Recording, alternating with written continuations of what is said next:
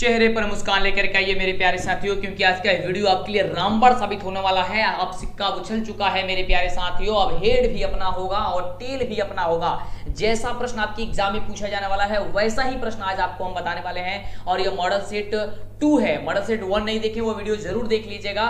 और आपको काफी जबरदस्त क्वेश्चन बताने वाले हैं, जो कि 100 नंबर का आपके एग्जाम में जो परीक्षा होता है हिंदी का, उसमें आपको ऑब्जेक्टिव टाइप प्रश्न बताएंगे। पूरे 100 प्रश्न बताएंगे, जिसमें से आपको मात्र 50 प्रश्न को ही परीक्षा में सॉल्व करना है। 3 घंटे 15 मिनट का आपको समय मिलता है। तो आइए देखते हैं कि क्वेश्चन क्या कह रहा है। काफी जबरदस्त क्वेश्चन बताने वाले हैं जो आपके एग्जाम में सीधे पूछे जाएंगे। तो क्वेश्चन क्या है, आपको फटाफट से उसका जवाब देनी है। अगर नहीं पता है कोई दिक्कत नहीं है। तो देखिए प्रश्न क्या कह रहा है। प्रश्न है, सबसे पहला प्रश्न, फटाफट जवाब दीजिएगा। नहीं पता है तो आप याद कर दीजिएगा कि जातिवाद के पोषकों द्वारा श्रम विभाजन किसका दूसरा रूप माना जाता है। इसका बिल्कुल सही जवाब हो जाएगा ऑप्शन नंबर बी।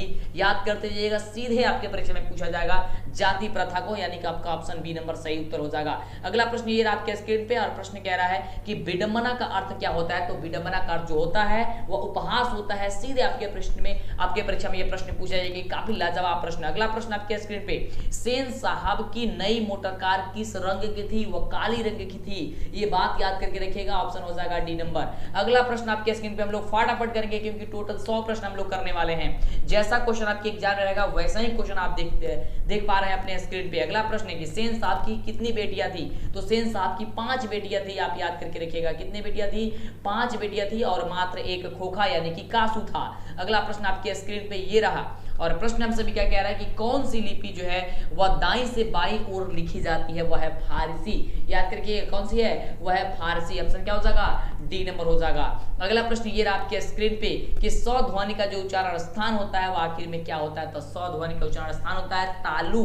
याद करके क्या होता है, तालु होता है। काफी लाजवाब प्रश्न है। अगला प्रश्न आपके स्क्रीन पे ये रहा। फटाफट से मां सरस्वती का नाम लीजिए और लाइक कीजिए वीडियो को। फटाफट से लाइक कीजिए, चैनल पे पहले बार सब्सक्राइब कीजिए, जिससे कि आपको आगे से वीडियो मिल सके। और आपको एकदम टॉपर बनना ही बनना है। आपको तय कर लेना, आपको मन में ठान लेनी है कि बहुत ही बढ़िया नंबर से पास आपको होनी है। आपका एग्जाम काफी बढ़िया जाएगा। अगला प्रश्न कह रहा है कि हिमालय शब्द किस संज्ञा के वेद के अंतर्गत आता है। हिमालय जो शब्द है वह किस संज्ञा के वेद के अंतर्गत आता है। याद करके रखिएगा कि व्यक्तिवाचक के, यानी ऑप्शन क्या हो जाएगा, बी नंबर आपका बिल्कुल सही उत्तर हो जाएगा। अगला प्रश्न आपके स्क्रीन पे, और देखिए प्रश्न क्या कह रहा है।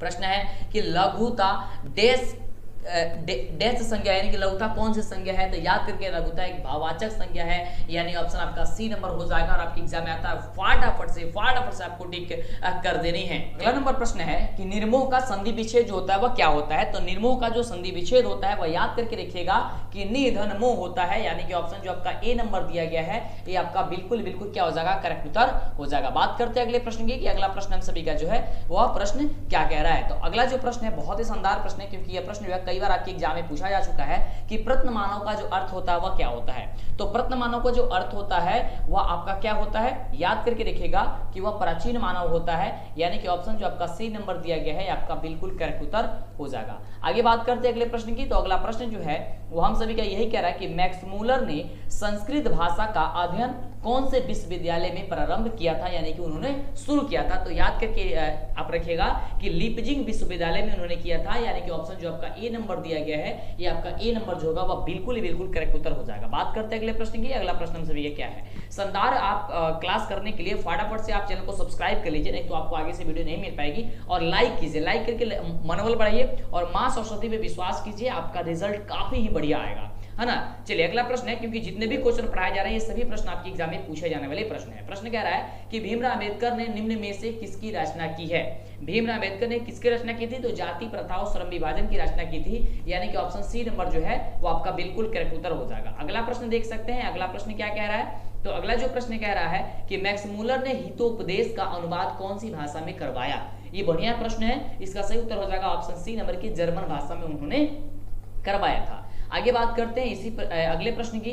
तो अगला जो प्रश्न है ये सोच समझ के जवाब दीजिएगा। प्रश्न कह रहा है कि नखदर जो मनुष्य जो है कह रहा है कि नखदर मनुष्य किस पर भरोसा करके आगे की ओर चल पड़ा था। तो वह एटम बम पर जो है भरोसा करके आगे की ओर बढ़ चला था, यानी कि ऑप्शन जो आपका डी नंबर दिया गया है ये आपका क्या हो जाएगा, करेक्ट उत्तर हो जाएगा।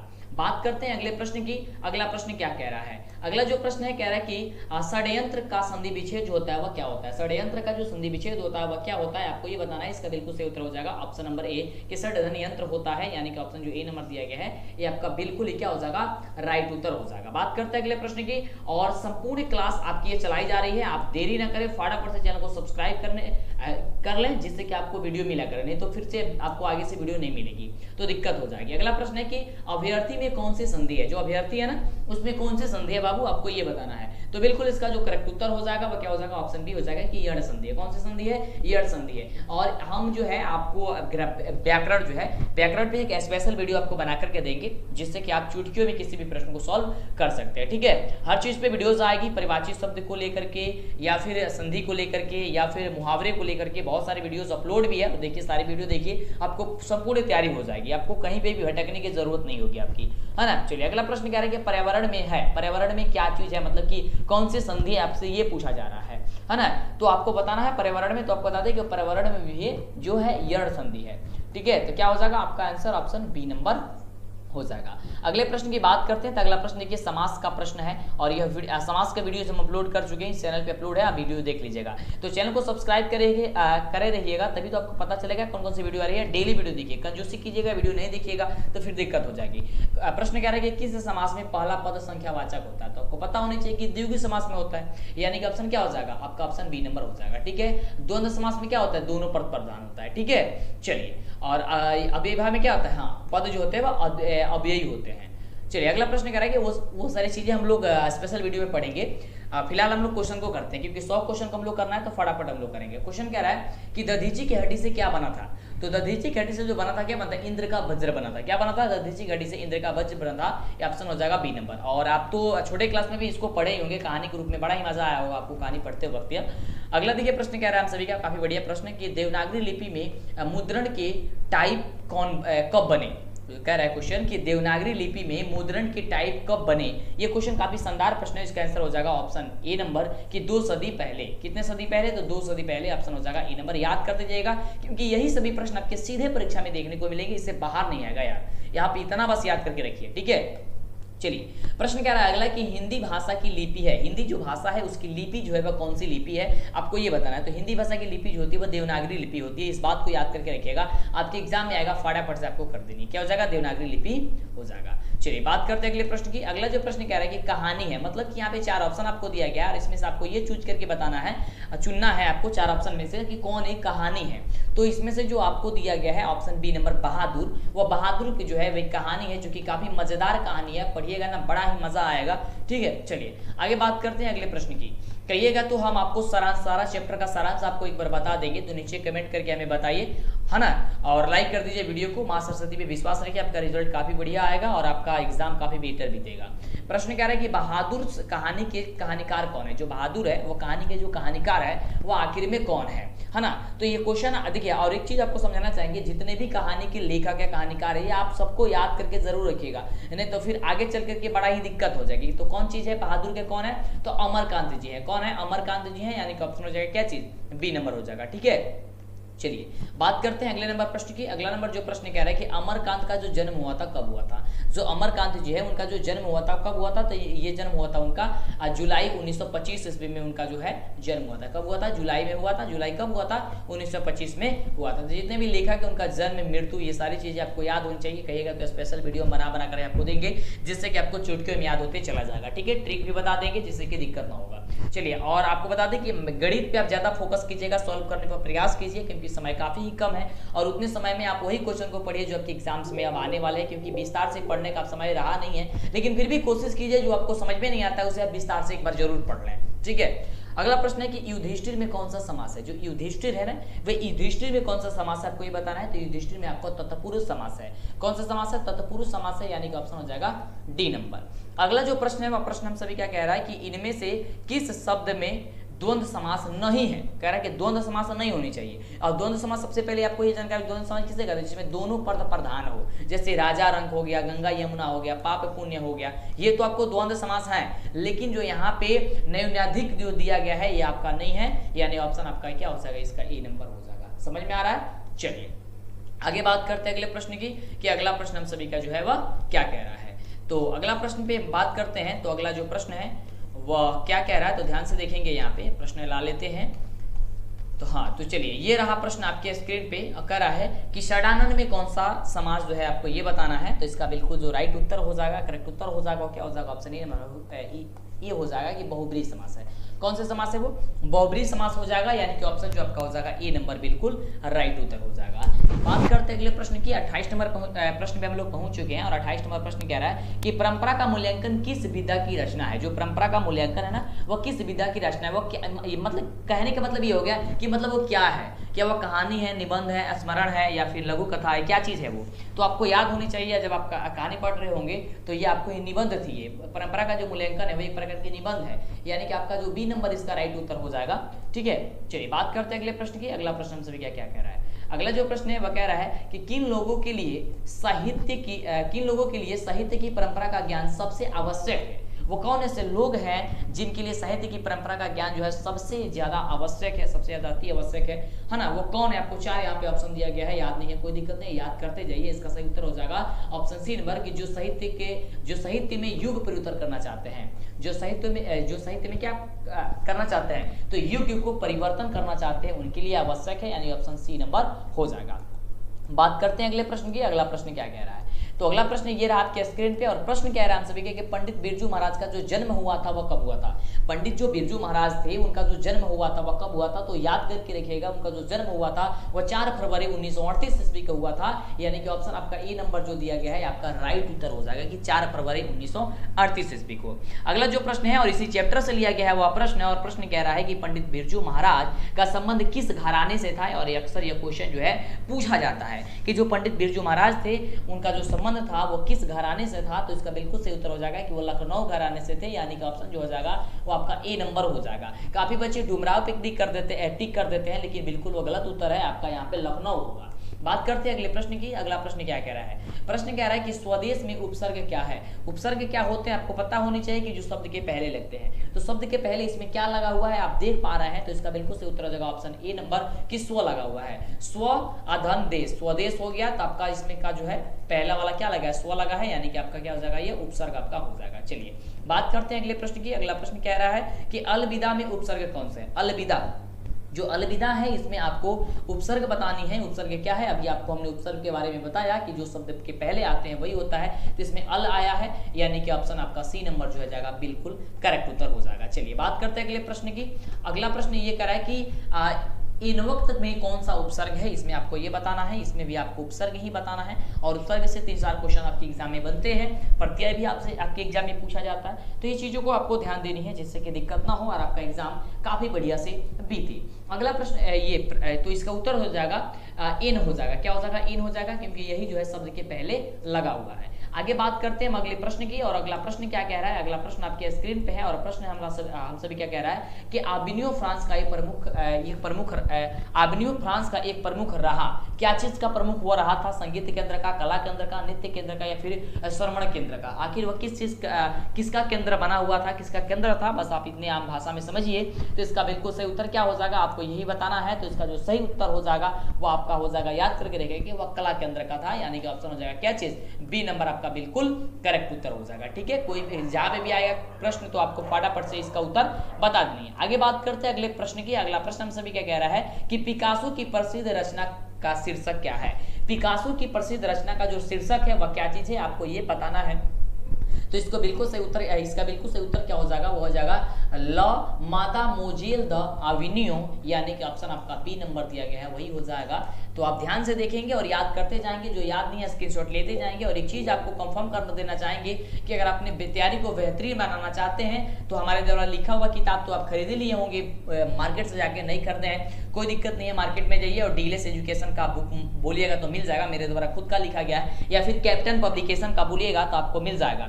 तीसरी चीज आपको बता दें, मैंने आगे वाला बात आपको बता दें कि अपने तैयारी को मजबूत बनाने के लिए आप बार बार टेस्ट दीजिए। टेस्ट देने के लिए आप हमारे वेबसाइट पे जाइए, DLS ऑफिशियल वेबसाइट है, DLS ऑफिशियल, आप गूगल में सर्च कीजिए या फिर नीचे आपको जो है लिंक दिया गया होगा, लिंक पे आपको क्लिक करना है, DLS ऑफिशियल की वेबसाइट पे आप पहुंच जाइएगा, है ना, DLS एजुकेशन ऑफिशियल के वेबसाइट पे, और आप जाकर के वहां से टेस्ट वगैरह दे करके अपने तैयारी को महत्वपूर्ण मतलब मजबूत बनाएंगे। आगे अंतिम में आपको वो सारी चीजें बता दिया जाएगा कि कैसे आपको करना है, ऑब्जेक्टिव सब्जेक्टिव मॉडल पेपर कैसे मिलेगा। बस वीडियो में आप बने रहिए।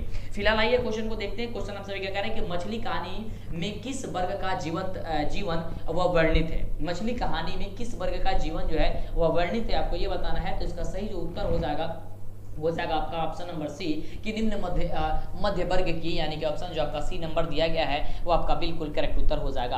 आगे बात करते हैं अगले प्रश्न की, और अगला प्रश्न आपके स्क्रीन पे है, और प्रश्न कह रहा है कि विनोद कुमार शुक्ल का जन्म जो हुआ था कब हुआ था। आखिर में विनोद कुमार शुक्ल का जो जन्म हुआ था वो कब हुआ था, तो एक बात याद करके रखिएगा, उनका जो जन्म हुआ था वह 1 जनवरी 1900 कब हुआ था, तो 1937 में हुआ था। ये बस आपको बस इतना ही याद करके रखना है, और ये अगर आपके एग्जाम में आता है तो आपको फटाफट से टिक कर देनी है। आगे बात करते हैं अगले प्रश्न की, और अगला प्रश्न हम सभी क्या कह रहा है, यहाँ पे आप स्क्रीन पे देख पा रहे हैं, और फटाफट से जवाब देने का प्रयास कीजिए, समय आपके पास काफी कम है, और बढ़िया तरीके से आप याद कीजिए और अपने तैयारी को मजबूत बनाइए। प्रश्न कह रहा है कि प्रतिबिंब में कौन सा उपसर्ग है। जो प्रतिबिंब है इसमें उपसर्ग आपको बतानी है, तो इसमें आपका जो उपसर्ग हो जाएगा, इसमें का उपसर्ग आपको हो जाएगा प्रति, कि आपको हमने पहले ही बताया कि जो शब्द के पहले जुड़ते हैं वही आपका उपसर्ग होते हैं, है ना। तो ये आपका प्रति जुड़ा हुआ है, प्रतिध्वनिबिंब प्रतिबिंब, तो आपका प्रति हो जाएगा, उपसर्ग हो जाएगा। अगला प्रश्न है, इसमें आपको प्रत्यय बताना है। प्रत्यय क्या होते हैं, जो शब्द के अंतिम में जुड़ते हैं, जैसे कि धमाका प्रत्यय है, तो धमाका में आका प्रत्यय आ रहा है, यानी कि आपका ऑप्शन जो है आपका सी नंबर इसमें का बिल्कुल क्या हो जाएगा, करेक्ट उत्तर हो रहा है ना। आप बोल के भी उच्चारण करके भी आप इसका प्रत्यय उपसर्ग निकाल सकते हैं। धामाका आका प्रत्यय आ रहा है, तो आपका आका जो है आपका बिल्कुल सही उत्तर हो जाएगा। इसी प्रकार से आप किसी भी क्वेश्चन को चुटकियों में सॉल्व कर सकते हैं। चलिए अगला प्रश्न कह रहा है, और इतने ही, और यही सभी प्रश्न आपके एग्जाम में डायरेक्ट पूछे जाते हैं। प्रश्न कह रहा है अगला कि गुजारा में कौन सा प्रत्यय, और इसमें भी आप बता सकते हैं गुजारा, है ना, इसमें कौन सा जो है वह प्रत्यय है ना। तो काफी बढ़िया प्रश्न है, और सोच समझ के नीचे कमेंट करके जवाब दीजिए। बिल्कुल इसमें गुजारा आप प्रत्यय आ रहा है, यानी कि ऑप्शन जो क्या हो जाएगा आपका डी नंबर हो जाएगा। ठीक है, चलिए आगे बात करते हैं। और देखिए आप जवाब देने का प्रयास जरूर कीजिएगा, ऐसा नहीं कि हम बता रहे हैं वो अच्छी बात है, आपको बता रहे हैं, आपको याद होते चला जा रहा है, लेकिन कोशिश कीजिए कि आप नीचे कमेंट करते रहें, कमेंट करते रहिएगा, बताते रहिएगा, तो आपको प्रॉफिट बहुत ज़्यादा होगी। आप जो है किसी भी, आपको पता होना चाहिए कि आप किसी भी चीज़ को रिविजन बार बार कीजिएगा ना, तो आपको काफ़ी बेटर हो जाएगा, है ना, आपके एग्जाम के लिए। तो प्रश्न कह रहा है अगला कि हम सभी का तो टेस्ट देते रहिए, मतलब कमेंट करके बताते रहिए उत्तर पता है तो, नहीं पता कोई दिक्कत नहीं, बस सुनते जाइए, याद करते जाइए, नहीं होता 1-2 बार वीडियो देख लीजिएगा। प्रश्न कह रहा है कि निम्नलिखित में से सही शब्द का चुनाव कीजिए। इसमें कौन जो है वह सही लिखा गया है, आपको सही शब्द को आपको चुनना है कि आखिर इसमें सही शब्द कौन है। इसमें जो औद्योगिकरण जो लिखा गया है वो ऑप्शन जो सी नंबर में लिखा गया है वो आपका सही है, यानी ऑप्शन क्या हो जाएगा, सी नंबर इसका करेक्ट उत्तर हो जाएगा।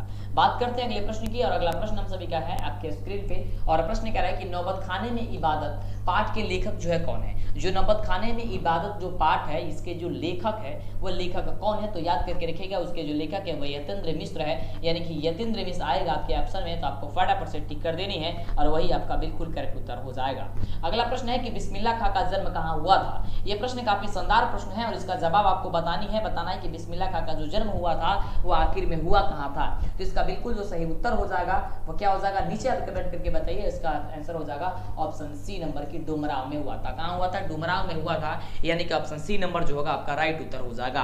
अब बढ़ते हम लोग 45 नंबर प्रश्न पे, और सभी का 45 नंबर जो प्रश्न है वह क्या कह रहा है, तो 45 नंबर जो प्रश्न है वह कह रहा है कि शेक्सपियर किस भाषा के कवि हैं। जो शेक्सपियर हैं वह किस भाषा के कवि हैं, आपको बस इतना बता देनी है। तो इसका जो जवाब होगा वह क्या हो जाएगा, आपको फटाफट से कमेंट करते रहना है। इसका जवाब हो जाएगा अंग्रेजी के, क्या चीज के, अंग्रेजी भाषा के वे कवि हैं, यानी कि ऑप्शन हो जाएगा बी नंबर। अगले प्रश्न की बात करते हैं, तो अगला प्रश्न जो है हम सभी का है कि टॉल्स्टॉय किस देश के साहित्यकार थे। जो टॉल्स्टॉय थे वह किस देश के साहित्यकार थे, आपको ये बताना है। तो इसका जो सही जवाब हो जाएगा वो ऑप्शन सी नंबर हो जाएगा कि वो रूस के हैं। कहाँ के हैं बाबू, तो वह रूस के हैं, यानी कि इसका बिल्कुल सही उत्तर हो जाएगा आपका ऑप्शन सी नंबर। आगे बात करें तो अगला प्रश्न हम सभी का कह रहा है कि निम्नलिखित में से एक सही शब्द का चुनाव इसमें से आप कर दीजिए, यानी कि यहाँ पे जो सही शब्द लिखा गया है आपका सही शब्द क्या है आपको ये बता देनी है। तो सही से ध्यान से देखिए कि यहाँ पे सही क्या लिखा गया है। तो आप देख पा रहा है कि रासायनिक जो लिखा गया है ऑप्शन बी नंबर में जो लिखा गया है वही आपका बिल्कुल करेक्ट उत्तर हो जाएगा। आगे बात करते हैं अगले प्रश्न की, और फटाफट से आप वीडियो को अभी तक जो बच्चे लाइक नहीं किया फटाफट से लाइक कीजिए और चैनल को सब्सक्राइब करो यार। कंजूसी ने सब्सक्राइब नहीं करोगे तो फिर आपको ही दिक्कत होगी यार, आपको वीडियो आगे से नहीं मिल पाएगी और मेरा भी मनोबल बढ़ेगा। चलिए तो वीडियो को लाइक सब्सक्राइब जरूर करेंगे। चलिए प्रश्न कह रहा है कि निम्नलिखित में से सही शब्द का चुनाव कीजिए। यहाँ भी आपको सही शब्द का ही चुनाव करना है, तो कि यहाँ पे सही शब्द अब क्या है, तो यहाँ पे भी जो सर्वासर जो लिखा गया है आपका ऑप्शन जो बी नंबर में है वो आपका बिल्कुल क्या हो जाएगा, राइट उत्तर हो जाएगा। आगे बात करते हैं अगले प्रश्न की, तो अगला प्रश्न हम सभी का देख सकते हैं आपके स्क्रीन पे जो है वह है और कह रहा है प्रश्न की निम्नलिखित वाक्यों में से शुद्ध वाक्य का चयन कीजिए। यानी कि इसमें से जो शुद्ध वाक्य वह कौन है, और यह क्वेश्चन हमेशा के लिए इंपोर्टेंट रहता है और आपके एग्जाम में भी पूछा जाता है। सीधे यही सभी प्रश्न आपके एग्जाम में पूछे जाते हैं। तो इसका जो बिल्कुल सही उत्तर हो जाएगा ये हो जाएगा ऑप्शन नंबर बी, कि ये पुस्तकें छात्रों को बांट दो। ये पुस्तकें छात्रों को बांट दो, ठीक है, ये आपका सही उत्तर हो जाएगा, यानी कि ऑप्शन आपका बी नंबर।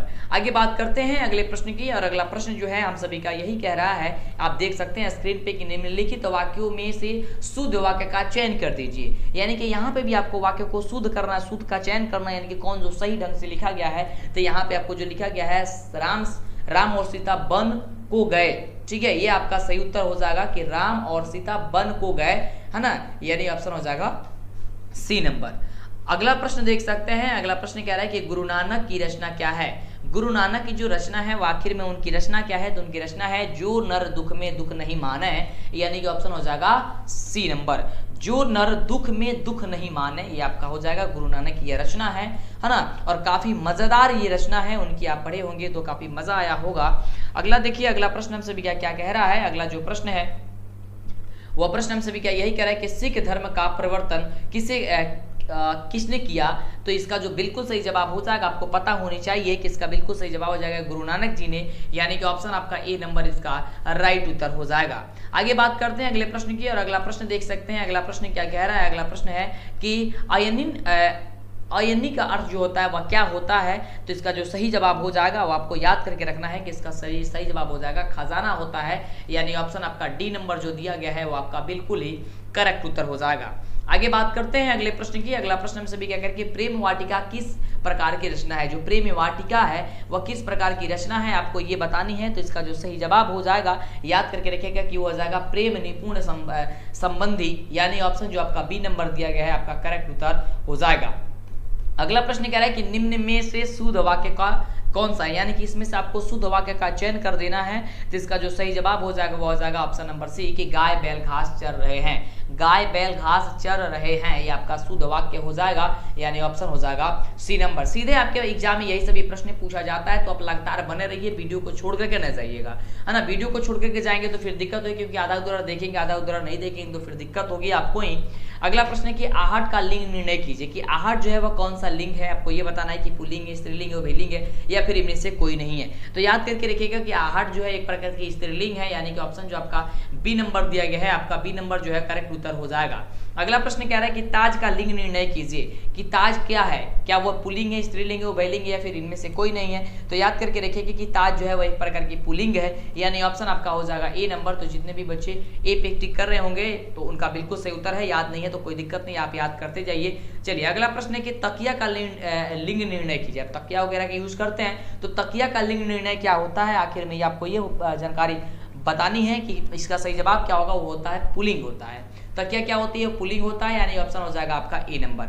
आगे बात करते हैं अगला प्रश्न हम सभी क्या क्या कह रहा है। अगला प्रश्न आपके स्क्रीन पे ही है और प्रश्न थोड़ी सी लंबा है। प्रश्न कह रहा है कि गानानंद जीवनदायक हौ कछु मेरियो पीर ये परसों किस कवि का, इसमें किस कवि का नाम आया है, माफ कीजिएगा। क्वेश्चन जो है आपका ये दिया गया है, एक आपका ये लाइन है आपकी पंक्ति का, इसमें किसका नाम आया है, तो घानानंद का नाम आया है, यानी ऑप्शन आपका बी नंबर का क्या हो जाएगा, बिल्कुल राइट उत्तर हो जाएगा। तो काफी बढ़िया प्रश्न है, क्योंकि आप देख रहे हैं कि इसमें जो लाइन दिया गया है, जो पंक्ति दी गई है, उसी पंक्ति में इसका सही उत्तर हो जाएगा। बात करते हैं अगले प्रश्न की। अगला प्रश्न जो है हम सभी क्या कह रहा है, क्योंकि अब हम लोग जो है वह पहुंच चुके हैं 60 नंबर प्रश्न में, और 60वां नंबर जो प्रश्न है वह प्रश्न बस हम सभी का यही कह रहा है कि घानानंद किस काल के कवि थे। जो घानानंद थे वह किस काल के कवि थे, और ये अक्सर यह क्वेश्चन आपके एग्जाम में जो है वह पूछा जाता है। तो इसका सही जो जवाब हो जाएगा रिक्ति काल के वे कवि है, यानी कि ऑप्शन आपका जो डी नंबर दिया गया है आपका बिल्कुल ही बिल्कुल क्या हो जाएगा, सही जवाब हो जाएगा। ठीक है, चलिए बात करते हैं अगले नंबर प्रश्न की कि अगला नंबर प्रश्न हम सभी का क्या कह रहा है। तो प्रश्न हम सभी क्या कह रहा है कि क्रिस्तान का जो अर्थ होता है वह क्या होता है। तो इसका बिल्कुल जो सही जवाब हो जाएगा ऑप्शन डी नंबर हो जाएगा कि क्रिश्चियन होता है, यानी कि ऑप्शन आपका डी नंबर बिल्कुल क्या हो जाएगा, करेक्ट उत्तर हो जाएगा। आगे बात करते हैं अगले प्रश्न की। अगला नंबर जो प्रश्न है वह प्रश्न हम सभी से कह रहा है कि कवि प्रेमघन के अनुसार देश के नेताओं से क्या नहीं संभल रहा है। कवि जो प्रेमघन है उनके अनुसार देश के नेताओं से क्या अभी नहीं संभल रहा है, आपको ये बताना है। तो इसका जो सही जवाब हो जाएगा वो आपका क्या हो जाएगा, आपको बस यही बताना है। तो इसका सही जवाब हो जाएगा ऑप्शन सी नंबर कि स्वदेशी परिधान जो है वह नहीं संभल रहा है, यानी ऑप्शन जो आपका सी नंबर बिल्कुल क्या हो जाएगा, करेक्ट उत्तर हो जाएगा। अगला जो प्रश्न है कह रहा है कि तलवार का लिंग निर्णय कीजिए कि आखिर में जो तलवार है वह कौन सा लिंग है, पुल्लिंग है, स्त्रीलिंग है, उभयलिंग है या फिर इनमें से कोई नहीं है। आखिर में वह है क्या चीज, तो वह एक प्रकार की पुल्लिंग है, यानी कि तलवार एक पुल्लिंग है। ऑप्शन हो जाएगा आपका ए नंबर। अगर आपके एग्जाम में आता है तो आपको फटाफट से इसे टिक कर देनी है। अगला प्रश्न हम सभी क्या कह रहा है कि सिर पर भूत सवार होना का सही जो अर्थ होता है वह क्या होता है। सिर पर भूत सवार हो गया है, अक्सर हम लोग यूज भी करते हैं कि उसके ऊपर अब सिर पे भूत सवार हो गया है, यानी कि उसके ऊपर धून सवार हो गया है, यानी कि किसी चीज को लेकर के उसके ऊपर अब भूत सवार हो गया है। जैसे कि आपके ऊपर अब सिर पर भूत सवार हो गया है, यानी कि अब आप जो है परीक्षा को लेकर के काफी ज्यादा आप चिंतित है, आप चाह रहे हैं कि आप परीक्षा को एकदम बढ़िया से बढ़िया अंकों से पास हो परीक्षा में, तो यही आप पे भी बुलाया जा सकता है। अगला प्रश्न कह रहा है कि कान देना मुहावरे का कान देना मुहावरे के 4 अर्थ दिए गए हैं, इनमें से जो अर्थ सबसे अधिक सही हो उसे आप लिखिए। यहाँ पे आपको देखिए कान देना का अर्थ दिया गया है, यानी कि आपको 4 यहाँ पे मुहावरे हैं और यहाँ से बताना है इसका जो सही राइट उत्तर जो होगा वह आखिर में इसका राइट उत्तर क्या होगा, तो ये हो जाएगा ध्यान देना, यानी कि कान देना का मतलब होता है कि ध्यान दे देना, यानी कि ऑप्शन हो जाएगा ए नंबर। चलिए आगे बात करते हैं अगले प्रश्न की। और अगला जो प्रश्न है वह प्रश्न हम सभी क्या कह रहा है कि पंत जी की भारत माता कहाँ की निवासनी है। देखिए पंत जी जो है वह पंत जी की भारत माता कहाँ की निवासनी है ये बताना है आपको। तो वो ग्रामवासिनी है, आपको तो पढ़े आप तो पढ़े ही हैं कि भारत माता क्या है, ग्रामवासिनी है, यानी ऑप्शन आपका ये ए नंबर जो है बिल्कुल राइट उत्तर हो जाएगा। बात करते हैं अगले नंबर प्रश्न की। और अगला नंबर जो प्रश्न है वह कह रहा है हम सभी का कि भारत माता कविता कवि के किस काव्य ग्रंथ से संकलित है। भारत माता कविता कवि के किस काव्य ग्रंथ से संकलित है ये आपको ये बताना है। तो इसका जो बिल्कुल सही जवाब हो जाएगा वो हो जाएगा ऑप्शन नंबर सी नंबर की ग्राम्या से, यानी ऑप्शन जो आपका सी नंबर दिया गया है वह राइट उत्तर आपका हो जाएगा। आगे बात करते हैं अगला नंबर प्रश्न पे। अगला नंबर जो प्रश्न कह रहा है कि गवाक्ष का अर्थ जो होता है वह आखिर में क्या होता है। यहाँ पे आपको 4 ऑप्शन दिए गए हैं, इस 4 ऑप्शन से आपको चूज करके बताना है। तो इसका सही जवाब हो जाएगा ऑप्शन नंबर सी कि बड़ी खिड़की। क्या हो जाएगा, बड़ी खिड़की हो जाएगा, यानी कि अगर आपके एग्जाम में यह प्रश्न आता है तो आपको फटाफट से इसका जवाब दे देनी है। अगला जो प्रश्न है वह प्रश्न हम सभी क्या कह रहा है कि उर्वशी किसकी कृति है। जो उर्वशी है वह किसकी कृति है आपको ये बताना है। तो इसका जो बिल्कुल राइट उत्तर हो जाएगा, करेक्ट उत्तर हो जाएगा, वो हो जाएगा ऑप्शन नंबर बी नंबर की वह दिनकर की कृति है। किसकी कृति है, वह दिनकर की कृति है, आपको याद करते चले जाना है। कान में अगर ईयरफोन लगाए होंगे तो काफी बढ़िया चीज है, अगर नहीं लगाए तभी कोई दिक्कत नहीं, लेकिन आप शांत जगह बैठ करके वीडियो देखिएगा, किसी भी तरह की कोई भी ध्यान कहीं भी नहीं देनी है, एकदम वीडियो को एकदम ध्यानपूर्वक देखना है। आपके दिमाग में सारा का सारा क्वेश्चन का आंसर फिट होते चला जाएगा। चलिए बार बार रटने की भी जरूरत नहीं होगी। अगला प्रश्न कह रहा है कि धोबी का कुत्ता न घर का न घाट का कहावत का सही अर्थ जो होता है आखिर में क्या होता है। अक्सर सभी लोग बोलते रहते हैं कि धोबी का कुत्ता है, ना घर का हुआ ना घाट का हुआ, आखिर में इसका जो कहना है आखिर में इसका कहना क्या है। तो इसका कहना होता है कि कहीं ठह ठिकाना ना होना, यानी कि ऑप्शन क्या हो जाएगा, सी नंबर हो गया है ना। चलिए आगे बात करते हैं अगले नंबर प्रश्न की। तो अगला नंबर जो प्रश्न है वह कह रहा है कि दाल भात में मुसलचंद कहावत का जो सही अर्थ होता है वह क्या होता है। दाल भात में मुसलचंद का जो कहावत है इसका जो अर्थ होता है वह क्या होता है, आपको यह बतानी है। तो इसका अर्थ होता है बिना मतलब का दखल दे देना। क्या करना, तो बिना मतलब के दखल दे देना, यानी कि ऑप्शन हो जाएगा आपका बी नंबर। तो अगर आपके एग्जाम में आता है तो आपको फटाफट से इसका जवाब दे देनी है। अगला जो प्रश्न है हम सभी का कह रहा है कि निम्नलिखित में से विपिन किसका पर्यायवाची है। निम्नलिखित में से जो विपिन है, विपिन आखिर में किसका पर्यायवाची है आपको ये बताना है। तो इसका जवाब हो जाएगा जंगल का पर्यायवाची है, यानी कि ऑप्शन हो जाएगा आपका डी नंबर। आगे बात करते हैं अगले नंबर प्रश्न की। अगला नंबर प्रश्न कह रहा है कि प्रभाकीट किसका पर्यायवाची है। जो प्रभाकीट है वह किसकी पर्यायवाची है आपको ये बताना है। तो इसका जो सही जवाब हो जाएगा वो हो जाएगा ऑप्शन सी नंबर की जुगनू का है। किसका है, वह जुगनू का है, यानी कि ऑप्शन जो सी नंबर दिया गया है आपका क्या हो जाएगा, सही जवाब हो जाएगा।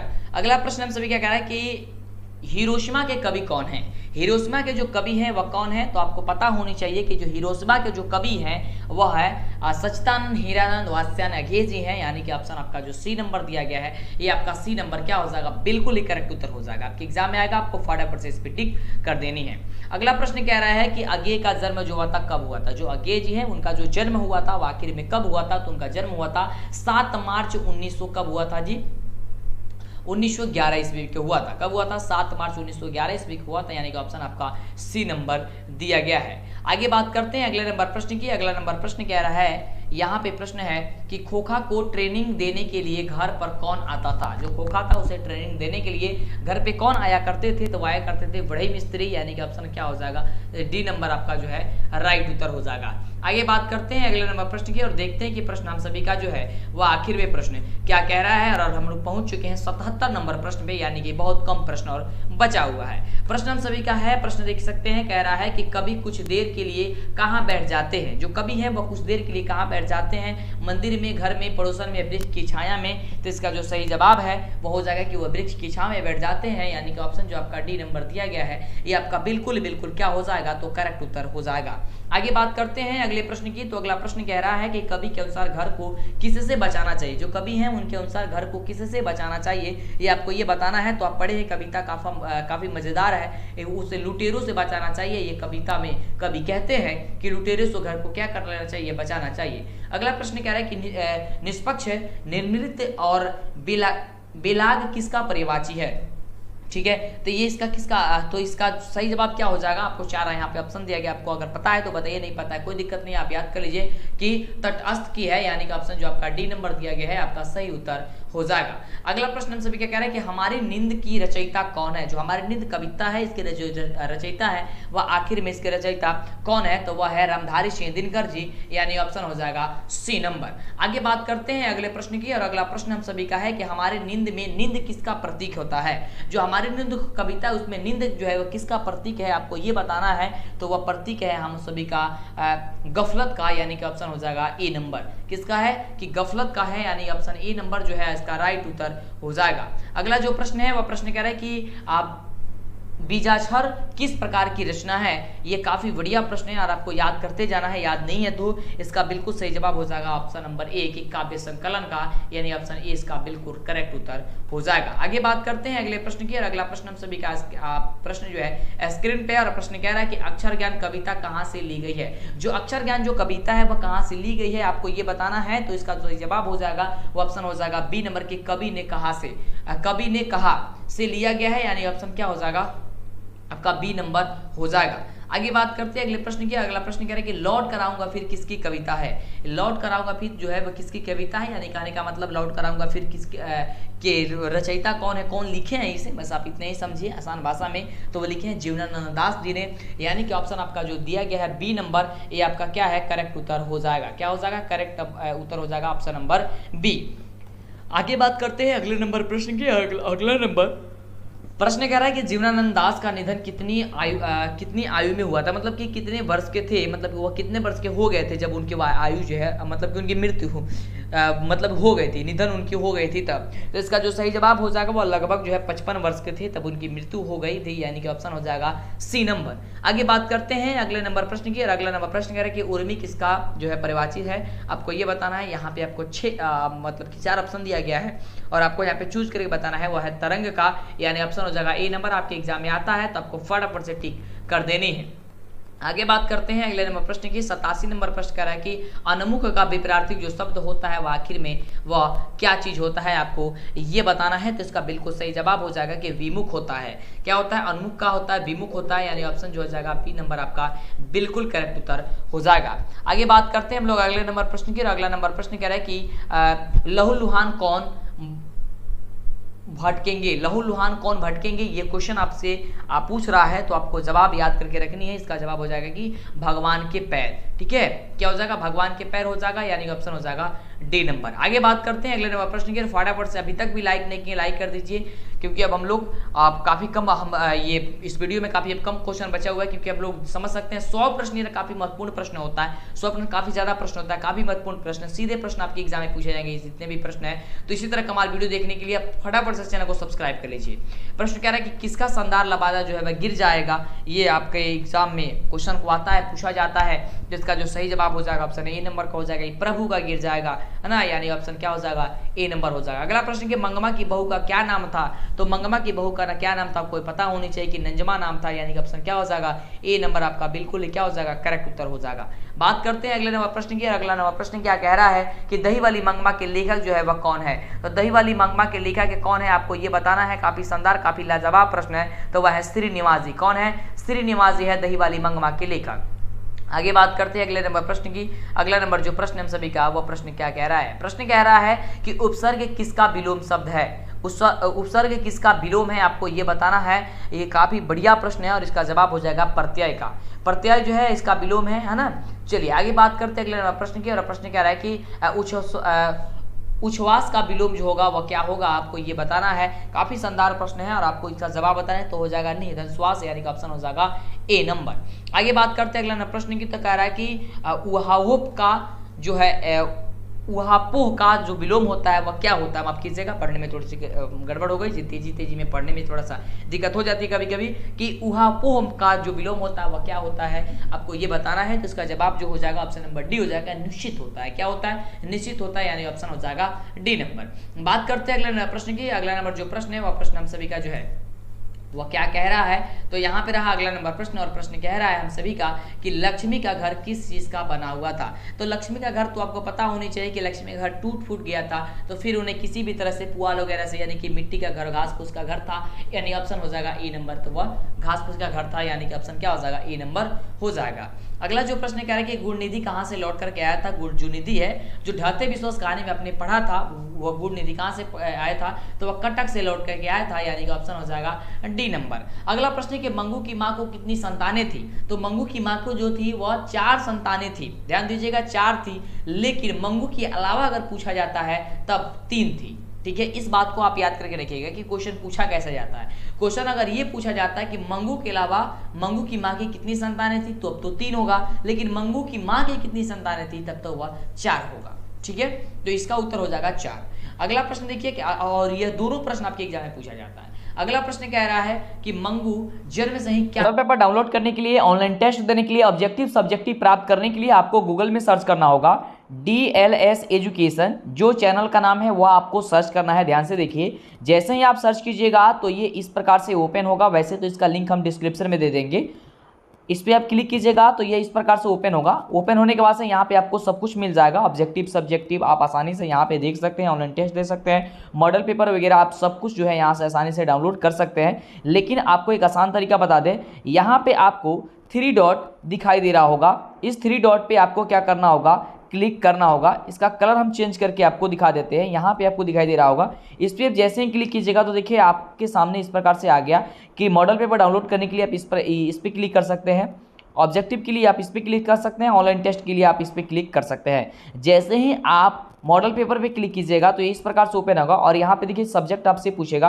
कि आप कौन से सब्जेक्ट का मॉडल पेपर डाउनलोड करना चाहते हैं। जैसे कि अगर आप साइंस का डाउनलोड करना चाहते हैं तो इस पर साइंस पे क्लिक कीजिएगा तो आपके सामने यह डाउनलोड होकर के आ जाएगा, ओपन होकर के आ जाएगा। देख सकते हैं यहाँ पे नीचे ये अगर देखिए ये आ गया चुका है, ये आपका मॉडल पेपर है और इसका उत्तर जो आपको नीचे दिया गया है। इसी प्रकार से ऑनलाइन टेस्ट देना चाहते हैं तो आपको बैक जाना है और बैक जाने के बाद से फिर से आपको यहाँ पे 3 डॉट दिखाई दे रहा होगा और इस 3 डॉट पे क्या करना होगा, आपको क्लिक करना होगा फिर से, तो फिर यह उसी प्रकार से ओपन होगा जिस प्रकार से ओपन हुआ था और यहाँ पे ऑनलाइन टेस्ट पे आपको क्लिक कर देना है। जैसे आप ऑनलाइन टेस्ट पे क्लिक कीजिएगा तो ये इस प्रकार से ओपन हो जाएगा, तो आप आसानी से यहाँ पे पहुँच जाइएगा। यहाँ पे आपको केवल स्टार्ट पे क्लिक करना है, आपके सामने यह चैप्टर वाइज टेस्ट जो है आपको शुरू हो जाएगा और आपको के सामने क्वेश्चन आएगा और क्वेश्चन का आपको जवाब देना होगा। और यहाँ पे आपको देखिए सब्जेक्ट भी आपका आ जाएगा कि किस सब्जेक्ट का आप देना चाहते हैं। इस पर क्लिक कीजिएगा तो आपका चैप्टर ओपन होगा। जैसे साइंस पे हमने क्लिक किया, साइंस पे क्लिक करने के बाद देखिए सभी का सभी चैप्टर आ गया। इस प्रकार से आप टेस्ट अपना दे सकते हैं और अपने बेहतर तैयारी आप यहाँ से जो है कर सकते हैं। यहाँ पे ये नहीं है कि केवल साइंस का ही है, जितने भी सब्जेक्ट है, जितने भी चैप्टर है, सबका होगा। तो फटाफट से जल्दी से सर्च कीजिए और इस वेबसाइट से ढूंढ करके पूरी तैयारी कीजिए। क्या थी, तो मंगू जो है वह जन्म से ही पागल और गूंगी थी, यानी ऑप्शन जो हो जाएगा आपका सी नंबर बिल्कुल ही राइट उत्तर हो जाएगा, आपको याद करके रखना है। अगला प्रश्न ये रहा आपका सेकंड लास्ट क्वेश्चन, और जितने भी बच्चे लाइक नहीं किए माँ सरस्वती का नाम लीजिए, लाइक कीजिए, नीचे कमेंट कीजिए और आप तैयारी को में जुट जाइए और बेहतरीन तैयारी कीजिए आप लोग।